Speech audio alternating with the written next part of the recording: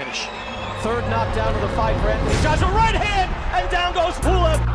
Oh, big right hand there from Inoue. It's over. TKO victory.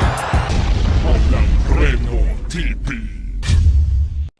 Dahil sa loaded nga po ng mga talented fighters ang lightweight division, iba't iba ang opinyon ng mga boxing fans kung sino nga ba ang A-side sa bagong Fabulous 4 ng division na sina Teofimo Lopez, Tank Davis, Ryan Garcia at Devin Haney.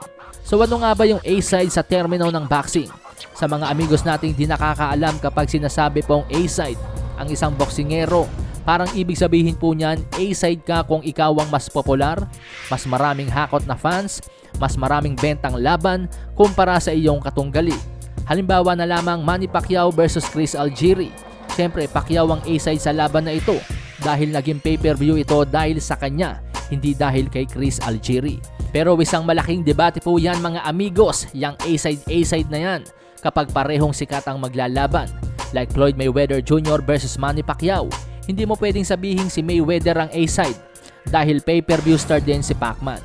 Pero sa bagong Fabulous 4 ng lightweight division na sina Teofimo Lopez, Tank Davis, Ryan Garcia at Devin Haney, ayon sa mag-amang Lopez sila ang A-side dahil nga tinalo nila si Vasily Lomachenko, ang hari ng lightweight division noon. Ayon naman kay Oscar De La Hoya, si Ryan Garcia ang A-side sa lahat ng lightweight dahil siguro kung fanbase ang pag-uusapan or followers sa social media, si Ryan Garcia kasi ang pinakamaraming taga-subaybay. Pero para naman kay Leonard LRB at Floyd Mayweather Jr., syempre si Tank Davis ang A-side sa lahat dahil ito nga po ay isang ganap na pay-per-view fighter kumpara kay Haney, Garcia at Teofimo Lopez. Tanging si Tank Davis pa lamang sa kanilang apat ang nag-headline sa pay-per-view. Kaya naman banat ng CEO ng Mayweather Promotions na si Leonard LRB tugon sa komento ng mag-amang Lopez na sila ang A-side sa lightweight.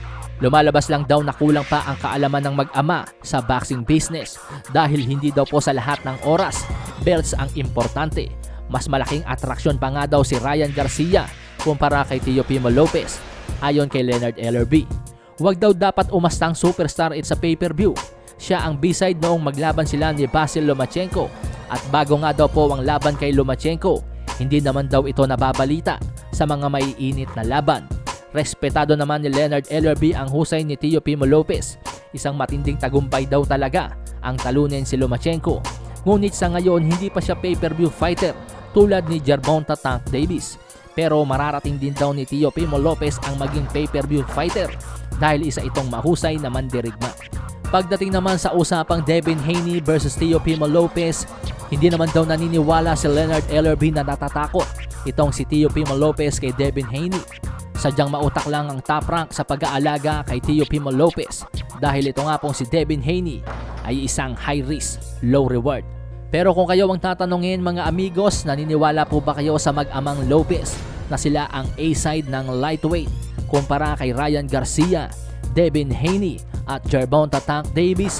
Ano man ang inyong reaksyon, welcome yan sa ating comment section. Alright, so hanggang dito na lamang po muna tayo. Maraming salamat sa mga tumutok. Hanggang sa muli, adios amigos. Walang preno baby babe.